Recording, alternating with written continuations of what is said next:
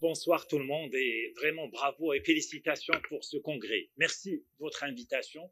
Je remercie bien sûr les laboratoires Altea d'avoir sponsorisé ce symposium pour parler un petit peu du métabolisme. C'est dans la continuité. On parlait de l'hypertension, maintenant on va passer bien sûr aux complications, c'est-à-dire le syndrome métabolique. Et j'ai mis, au fait, je n'ai pas mis quelle actualité en 2025. J'ai mis et si c'était tout simplement une histoire d'obésité, parce que ça c'est très important. Et vous allez voir que c'est vrai que l'obésité, elle fait partie aujourd'hui de notre quotidien. Malheureusement, le nombre d'obèses dans le monde ne cesse d'augmenter. Et ces chiffres sont très alarmants. Regardez, aux États-Unis, d'ici 2030, il y aura 50% de la population américaine qui serait obèse. Et 25% en obésité morbide. Ça, c'est les États-Unis. Mais nous, on va pas y échapper. Que ce soit aux États-Unis ou partout dans le monde, et même dans, regardez, les pays d'Afrique du Nord, même les pays d'Afrique du Nord, l'obésité, elle ne va cesser d'augmenter, bien sûr, dans les années à venir. Est-ce qu'on la prend en charge? Regardez, les statistiques sont claires. Si on prend 100% de patients obèses, 100% de patients obèses, à peine 1,3 de ces patients-là qui sont vraiment pris en charge et traités pour l'obésité. Oui, on essaie de faire des efforts et les études ont bien démontré que, quelle que soit l'étude, si on prend des patients et on les met sous mesure hygiéno-diététique, on va essayer, on va les faire perdre du poids, on va gagner en matière d'index de masse corporelle, mais dès qu'on arrête le suivi, dès qu'on arrête le traitement, on va voir qu'il y a un échappement. Cet échappement-là, il va nous pousser après à avoir des difficultés à les faire maigrir. Pourquoi? Parce que l'organisme, il va s'habituer par une voie hormonale, il va s'habituer par une diminution de sa dépense énergétique. Et du coup, les patients, quand ils vont bien sûr perdre le poids, avec le temps, ils vont développer une résistance à cette perte pondérale. Et quand on va vouloir bien sûr leur faire reperdre du poids, ça va être difficile, c'est l'effet yo-yo. Et maintenant, ce qui nous intéresse, c'est le syndrome métabolique. Et le syndrome métabolique, est-ce que vraiment Obélix était en bonne santé? Ce tour de taille qu'il a, est-ce qu'il était vraiment en bonne santé? Eh bien, regardez, c'est très important. On est la première ligne. Nous, on voit les patients dans nos consultations et on doit les gérer, on le dit à chaque fois, dans leur globalité. Ça, c'est très important. On doit évaluer le poids. Ne dites pas, je le vois à l'œil nu. Non, il faut évaluer l'IMC de votre patient. Vérifiez l'obésité abdominale parce qu'il est clairement établi que dès que vous avez des IMC qui dépassent 25, vous augmentez la mortalité de vos patients. L'IMC, il est là. Il nous sert parce qu'il permet de classer le patient. Est-ce qu'il est en surpoids? Est-ce qu'il est obèse? Et quel stade d'obésité? Classe 1, classe 2 ou classe 3? Mais est-ce qu'il faut se fier uniquement à l'IMC? Eh bien, regardez, ces deux hommes ont le même IMC. Donc, attention, les recommandations, là aussi, elles sont claires. Oui, calculez l'IMC de votre patient, mais n'oubliez pas le tour de taille. D'ailleurs, les recommandations nous disent que dès que vous avez un IMC qui est compris entre 25 et 35, il faut obligatoirement compléter le bilan, bien sûr, votre examen clinique par la mesure de tour de taille. Pourquoi la mesure de tour de taille? Parce que, regardez, c'est le reflet exact de la graisse viscérale. Plus le tour de taille est élevé, plus tout simplement vous avez du gras autour de vos organes. Donc, vos organes internes. Donc, ça, c'est pas le tissu adipeux sous-cutané, ça, c'est le tissu adipeux viscéral. Quelle est la normalité de ce tour de taille? Déjà, le tour de taille, il faut le calculer entre, bien sûr, à mi-chemin, entre la dernière côte flottante et, bien sûr, le sommet de la partie supérieure de la crête iliaque. Et chez l'homme, c'est 94 cm et chez la femme, c'est 80 cm. C'est vrai que le tour de taille change en fonction de l'ethnie, mais nous, Marocains, on est considérés comme des Caucasiens, donc il faut prendre la première ligne, c'est-à-dire chez l'homme, 94 cm et chez la femme, 80 cm. Là, bien sûr, on a déterminé le tour de taille, on a déterminé, bien sûr, le poids, donc on a calculé l'IMC. Et est-ce que votre patient est obèse? Eh bien, l'obésité, Donc, ça a été clairement établi dans toutes les études et depuis les années 50, c'est un facteur de risque cardiovasculaire. Et aux États-Unis, et selon l'OMS, depuis 1997, comme le diabète, comme l'hypertension artérielle, donc l'obésité est une maladie chronique. Et le syndrome métabolique là-dedans, qu'est-ce qu'il fait? Regardez le syndrome métabolique. Il y a eu plusieurs appellations. On l'a appelé syndrome plurimétabolique, on l'a appelé syndrome X, syndrome de Raynaud. Au fait, c'est un ensemble de paramètres, et on va les voir tous ensemble, qui vont tout simplement partir de la résistance à l'insuline. De la résistance à l'insuline, vous allez aboutir forcément à des maladies cardiovasculaires. Donc la définition du syndrome métabolique, c'est d'abord et avant tout, le premier critère, c'est le tour de taille.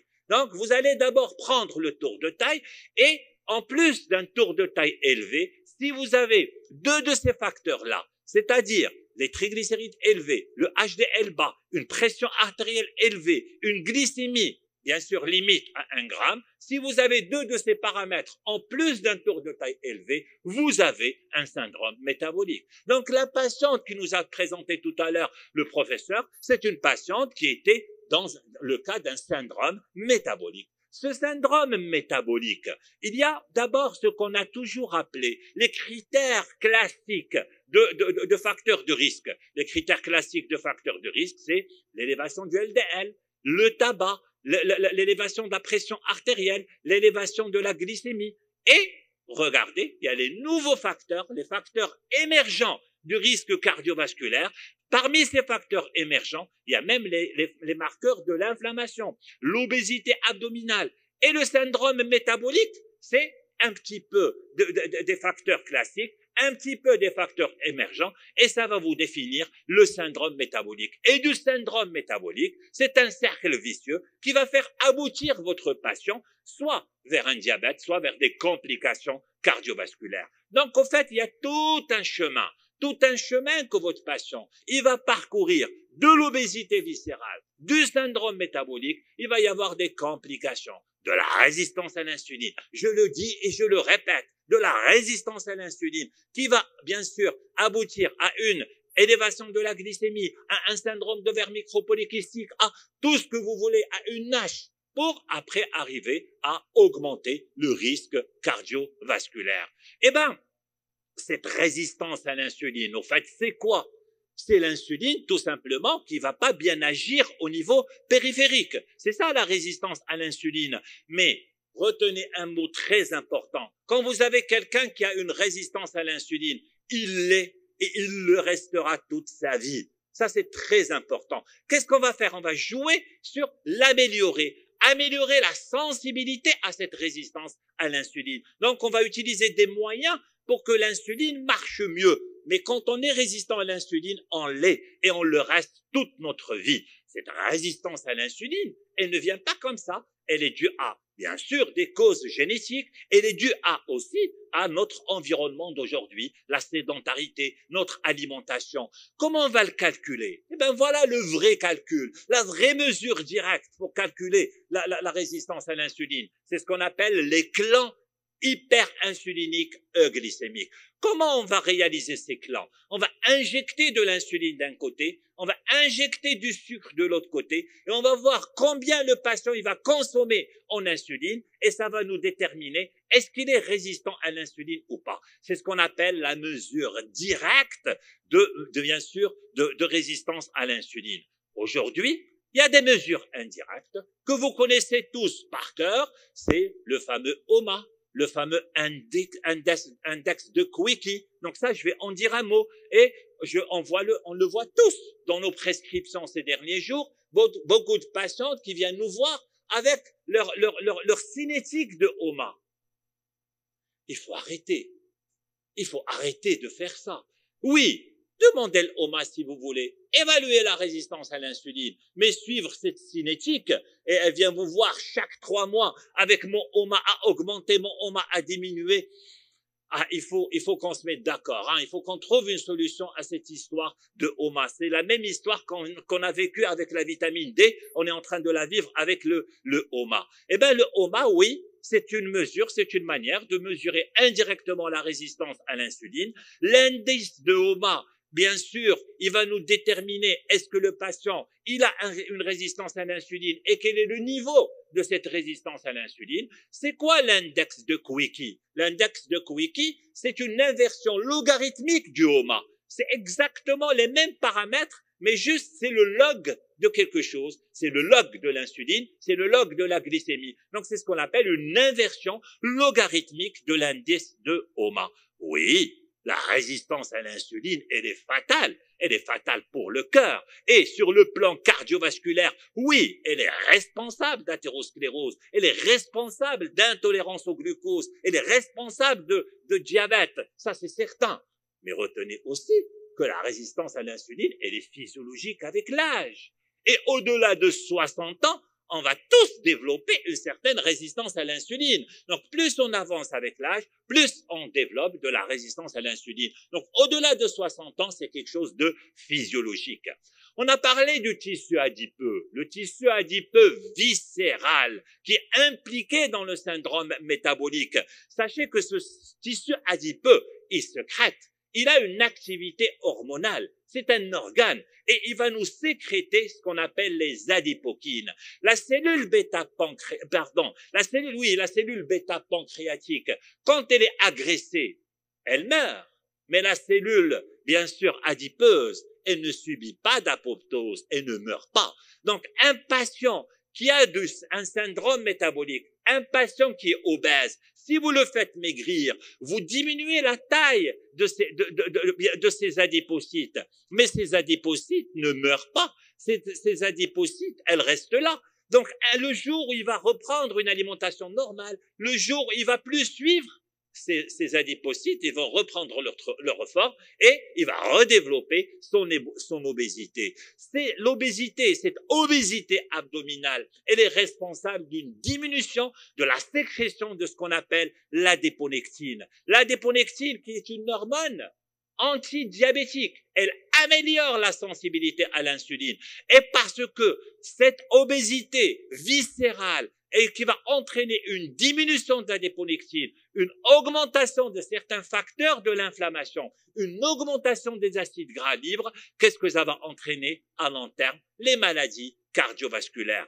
Et ça c'est clair, les études l'ont démontré depuis des années que le tissu adipeux viscéral qu'on retrouve dans le syndrome métabolique, pour ça le syndrome métabolique, d'abord et avant tout, un tour de taille élevé. Un tour de taille élevé, c'est le reflet de cette graisse viscérale. On a les acides gras libres qui sont augmentés, l'adiponectine qui est diminuée, et tout cela va agir au niveau hépatique, au niveau musculaire. Et qu'est-ce que ça engendre? La résistance à l'insuline. Ça, c'est très important.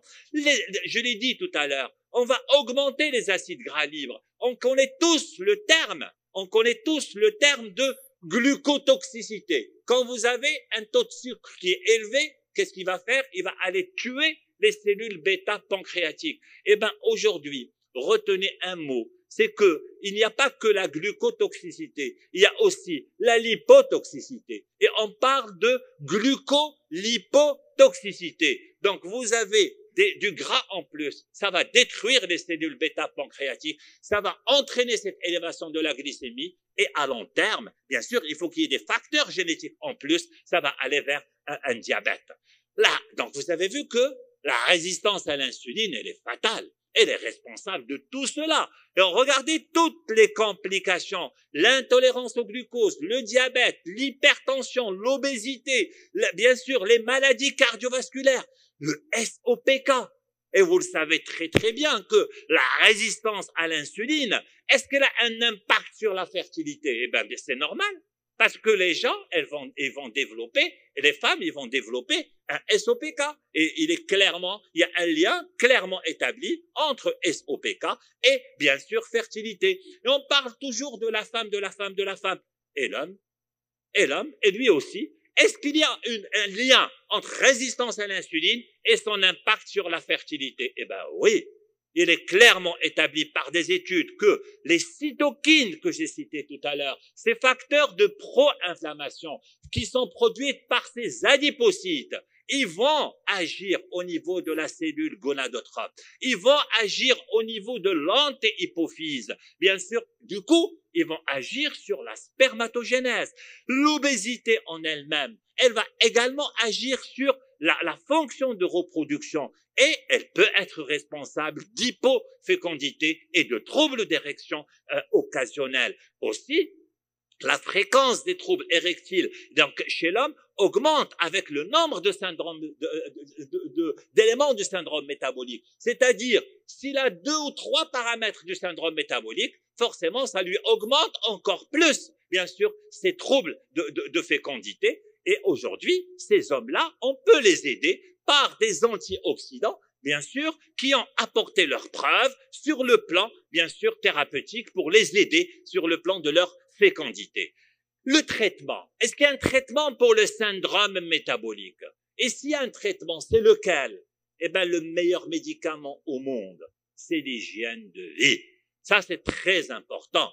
Ah oui, mais il faut faire maigrir de vos patients et les faire maigrir réellement et durablement. Donc ça, c'est très important. Il faut, bien sûr, les faire maigrir parce que si vous agissez sur les paramètres du syndrome métabolique, tous les paramètres du syndrome métabolique, eh ben, vous réduisez tout. Vous réduisez le risque d'évoluer vers un diabète. Vous réduisez le risque bien sûr de l'hypercholestérolémie, vous réduisez le risque du profil tensionnel, etc. Donc, le mieux, l'idéal, la meilleure des solutions pour le syndrome métabolique, c'est faire maigrir vos patients. Et les études, là aussi, elles sont claires. Regardez, vous avez bien sûr à votre gauche un tissu adipeux viscéral qui est augmenté. Si vous faites perdre à votre patient 5 à 10% de son poids initial, baraka, basta, c'est suffisant. 5 à 10% de votre poids initial, vous réduisez de 30% sa graisse viscérale. Et en réduisant de 30% la graisse viscérale, vous améliorez le profil lipidique, vous améliorez la sensibilité à l'insuline. Vous ne guérissez pas d'une résistance à l'insuline, mais vous améliorez la sensibilité à l'insuline. En réduisant le tour de taille, vous améliorez les facteurs de l'inflammation, les marqueurs de l'inflammation, la fonction endothéliale. Du coup, vous réduisez le risque de votre patient. Eh bien, retenez, ça c'est les dernières recommandations en matière de la prise en charge de l'obésité. Si vous faites perdre à votre patient, regardez que la deuxième colonne, 5 à 10%, vous diminuez le risque de devenir diabétique. Donc, c'est une prévention contre le diabète. Vous diminuez la NASH, vous diminuez le risque de syndrome d'ovaire micropolycystique et bien sûr, vous améliorez le profil lipidique. Si vous partez à l'autre extrême, si vous arrivez à faire perdre à votre patient plus de 15% de son poids initial, et ça c'est extraordinaire, vous pouvez le mettre en rémission de son diabète. Et aujourd'hui, c'est une thérapeutique du diabète. Donc, vous avez vu que la résistance à l'insuline, donc c'est quelque chose d'extraordinaire. Est-ce qu'on peut se faire aider? Oui, il y a des compléments alimentaires qui nous aident, bien sûr, dans ce sens. Regardez, ça c'est donc la voie de gauche, c'est l'action de l'insuline classique. Quand vous êtes résistant à l'insuline, elle va agir au niveau de son récepteur qu'on appelle le GLUT4. Ça, c'est la voie classique, bien sûr, de l'action de l'insuline. Il y a une deuxième voie, une voie secondaire qui passe par ce qu'on appelle le inositol. C'est quoi le inositol? Le inositol et la résistance à l'insuline. En fait, il y a deux. Il y a le myo-inositol et le déchiroinositol. C'est deux stéroisomères de l'inositol. Qu'est-ce qu'elles font? Oh, elles participent à améliorer la résistance à l'insuline. Tout simplement, c'est bien sûr des produits qui agissent par la seconde voie bien sûr de la résistance à l'insuline. Celle de l'autre côté, c'est l'insuline classique. Celle de ce côté, c'est la voie secondaire des inositol pour améliorer cette résistance à l'insuline. Et regardez, là, le syndrome métabolique, c'est plusieurs portes. Vous commencez par une obésité périviscérale. Et de cette obésité, vous allez bien sûr rentrer dans la résistance à l'insuline. De cette résistance à l'insuline, vous allez toquer la porte de quoi? Des complications cardiovasculaires. Ça, c'est clair. Bien sûr, ça, c'est établi dans toutes les études. Donc, méfiez-vous quand vous avez il n'y a pas que le poids, ce tour de taille également qui est élevé. Ne vous fiez pas qu'à l'index de masse corporelle. Osez prendre un mètre ruban et mesurer le tour de taille de vos patients de la dernière côte flottante bien sûr, au niveau supérieur de la crête iliaque, à mi-chemin, et calculez le tour de taille de votre patient, parce que ce tour de taille élevé, qu'est-ce qu'il va faire? C'est diabète de type 2, c'est la dyslipidémie, et c'est bien sûr l'hypertension artérielle. Donc, je vais vous faire gagner du temps juste pour être bien portant. Est un état précaire qui ne présage vraiment rien de bon. Et je vous remercie.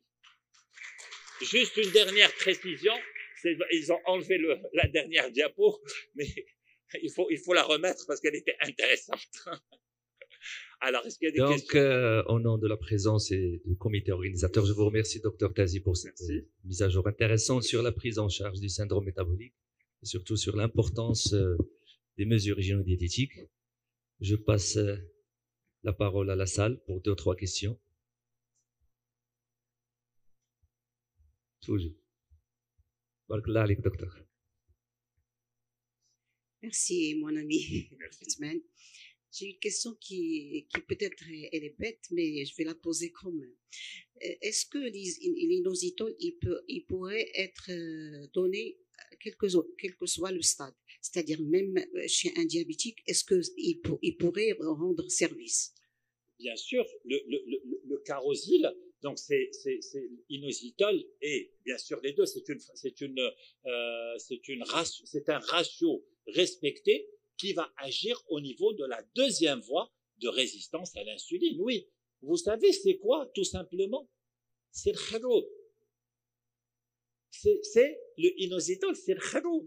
Et nos grands-mères, elles utilisaient ça pour lutter contre la résistance à l'insuline. C'est tout simplement ça. C'est ça, le inositol, c'est le fameux Carosil. Donc c'est, bien sûr, ça améliore la résistance à l'insuline. Et on a même eu des baisses d'IMC sous, bien sûr, ce complément alimentaire. S'il vous plaît, est-ce qu'il existe sous forme effervescente? Non. Non. Non. Et il n'y a pas de question bête, cher ami. Et j'ai l'habitude de l'appeler la nanajette parce que c'est le prénom de ma maman. Alors, oui, merci pour cette question aussi. Alors, vous savez très très bien que le meilleur médicament de la résistance à l'insuline, c'est la marche, c'est l'activité physique. Après la marche, c'est la pioglitazone, bien sûr, parce que la pioglitazone, les glitazones, c'est des molécules qui vont enlever le gras viscéral, et c'est notre hantise, notre bête noire, c'est le gras viscéral, et qui vont le placer au niveau des fesses, tout simplement. Ils vont changer, bien sûr, le lieu où il va placer le gras. Et le troisième, c'est la metformine. Oui, la metformine, bien sûr, est un excellent médicament de la résistance à l'insuline. Mais dans ces situations-là, on est hors AMM. On va être hors AMM. Donc, on n'a pas l'AMM, bien sûr, pour cette indication. Pas d'autres questions. Donc, je vous remercie encore une fois, Dr Tazi, et je n'oublie pas de